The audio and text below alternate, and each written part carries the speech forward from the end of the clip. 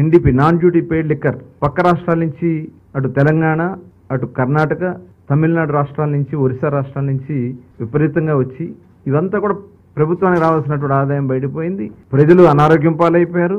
Illicit liquor కూడా విపరీతంగా పెరిగిపోయింది. ఇవన్నీ కూడా పరిశీలించిన తర్వాత గౌరవ ముఖ్యమంత్రి గారు ఒక బెస్ట్ పాలసీ, గతంలో కూడా 94 తర్వాత అప్పుడు ఉన్నటువంటి విధానాల్లో మార్పులు చేసి దేశంలోనే ఆదర్శంగా నిలిచింది. ఆ రోజున దేశంలో ఉన్నటువంటి అన్ని రాష్ట్రాలు వచ్చి ఆంధ్ర రాష్ట్రంలో చూసి ఎలాంటి పాలసీ అమలు జరుగుతుందని ఆ రోజు చూశారు. దాన్ని కూడా దృష్టిలో పెట్టుకుని ఒక బెస్ట్ పాలసీని తయారు చేయడం కోసం మా కమిటీ సభ్యులందరం కూడా డిపార్ట్మెంట్లో కూడా వాళ్ళు కూడా అధ్యయనం చేశారు.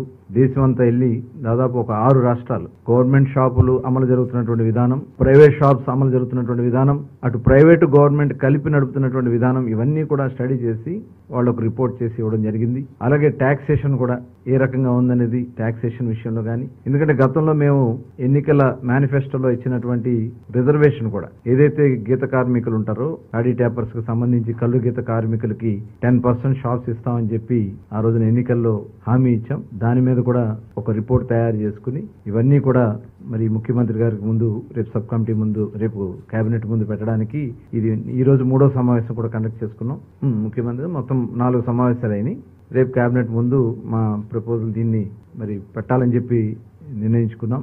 దీనిలో సరసమైనటువంటి ధరలకి నాణ్యమైనటువంటి బ్రాండ్స్ తో ప్రజల ఆరోగ్యాలని కాపాడే విధంగా ఈ పాలసీని డిజైన్ చేయాలని, అలాగే దీనివల్ల ఏమైందంటే నార్కోటిక్ విపరీతంగా డ్రగ్స్ కానీ గంజాయి కానీ వాళ్ళు విపరీతంగా యూత్ అంతా కూడా గతంలో బీర్ సేల్స్ కి ఇప్పుడున్న బీర్ సేల్స్ కి 50% పడిపోయింది. కేవలం రేట్లు పెంచడం వల్ల వాళ్ళందరూ కూడా డైవర్ట్ అయ్యి గంజాయికి డ్రగ్స్ కి వాళ్ళు డైవర్ట్ అయిపోయారు. తిరిగి అవన్నీ కూడా కంట్రోల్ చేయడానికి కూడా మరి దీంట్లో ఈ పాలసీలో కొంత ఈ ఎరాడికేషన్ కి సంబంధించి ఏదైతే మద్యాన్ని నియంత్రణ కోసం రేపు రాబోయే కాలంలో కొంత ఫండింగ్ కూడా దానికోసం ఖర్చు పెట్టడానికి కూడా నిర్ణయించుకోవడం కూడా జరిగింది.